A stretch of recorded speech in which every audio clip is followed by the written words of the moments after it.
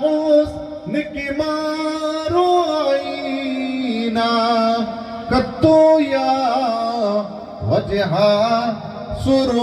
ওই সময় আমাদের মা আয়েশা থাকতে বললেন না, এমন সময় তার জবান মোবারক দিয়ে বলেছিলেন, ইয়া রাসূলুল্লাহ ইয়া হাবিবাল্লাহ, আপনার প্রথম স্ত্রী আমাদের বুবুজান আমাদের মা খাদিজাতুল কুবরা রাদিয়াল্লাহু তাআলা আনহা যেখানে আরাম করছেন, আমাদের মা খাদিজার পাশে আপনাকে শায়িত করে দেব। আমার নবী আপনার নবী দয়ার নবী বলেছিলেন, না না না না, ওই জায়গায় তুমি আমাকে শায়িত করবে না। ইয়া রাসূলুল্লাহ ইয়া হাবিবাল্লাহ, আপনার আব্বাজান আম্মাজান যেখানে আরাম করছেন ওইখানে আপনাকে মাটিটা দিয়ে দেব। না না না না, ওই জায়গায় তুমি আমাকে মাটিটা দিও না। ইয়া রাসূলুল্লাহ ইয়া হাবিবাল্লাহ, আপনার মাতৃভূমি মক্কা শরীফের জমিনে আপনাকে মাটি দেব। না না না না, ওইখানে তুমি আমাকে মাটি দেবে না।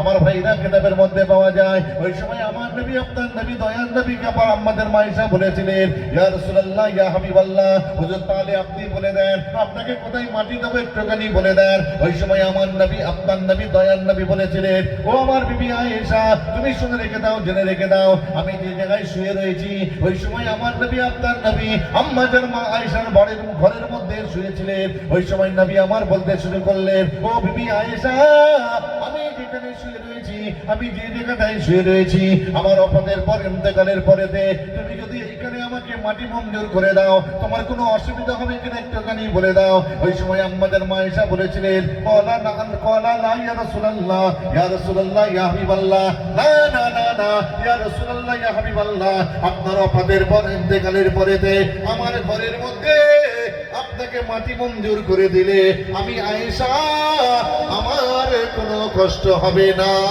একবারে জোরে জোরে বলেন সুবহানাল্লাহ।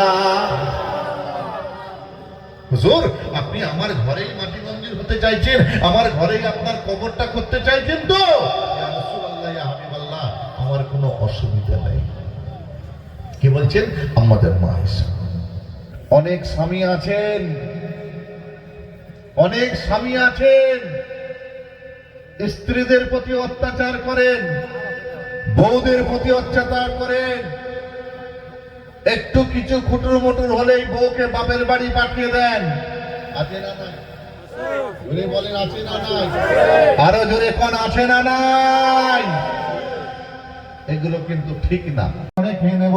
আমার ভাইরা কান্না করা করে শুনে রেখে দেন, জেনে রেখে দেন। ওই সময় আমার নবী আপনার নবী দয়ার নবী থাকতে বললেন না, কম বেশি 100 সাহাবাকে নিয়ে হযরত জাবের রাদিয়াল্লাহু তাআলা আনহুর বাড়িতে চলে গেলেন। ও আমার ভাইরা বাবাজিরা, সমস্ত মানুষ বসে গিয়েছে, প্লেটগুলো দেওয়া হয়ে গিয়েছে। এমন সময় আমার নবী আপনার নবী দয়ার নবী পাকের কাছে হযরত জাবের রাদিয়াল্লাহু তাআলা আনহু বলতে শুরু করলেন, ইয়া রাসূলুল্লাহ ইয়া হাবিবাল্লাহ, আমি তো আপনাকে দাওয়াত দিয়েছিলাম, আপনি সকলকে নিয়ে আমার বাড়িতে চলে এসেছেন, আমি আপনাকে না বলতে পারি নাই ইয়া রাসূলুল্লাহ ইয়া হাবিবাল্লাহ, কিন্তু আমার বাড়িতে 100 জন মানুষের খাওয়ার মতো কোনো খাদ্যদ্রব্য নাই। আমার ভাইরা বাবাজিরা শুনে রেখে দেন, জেনে রেখে দেন। ওই সময় আমার নবী আপনার নবী দয়ার নবী থাকতে বললেন না। এমন সময় হযরত জাবেরকে বললেন, ও জাবের, তুমি যাও, চলে যাও, তুমি তোমার তরকারির হাঁড়িটা এবং রুটিটা আমি নবী মুহাম্মদুর রাসূলুল্লাহ তুমি আমার সামনে হাজির করে দাও। এমন সময় নবী পাকের সামনে তরকারিটা রুটিটা হাজির করে দেওয়ার পরেতে আল্লাহর নবী সাল্লাল্লাহু আলাইহি ওয়াসাল্লাম হাত দুখানা আল্লাহ পাকের দরবার শরীফে তুলে দিয়ে বলেছিলেন, আয় আমার আল্লাহ, আয় আমার পরওয়ারদিগার বেনিয়াত আল্লাহ, হযরত জাবের আমাদের জন্য খাবার ব্যবস্থা করেছে, এই খাবারের মধ্যে আপনি একটু বরকতটা দিয়ে দেবেন। সবাই জোরে জোরে বলেন সুবহানাল্লাহ। আল্লাহ কাছে হাত তুলেন, আল্লাহ একটু বরকত দেবেন।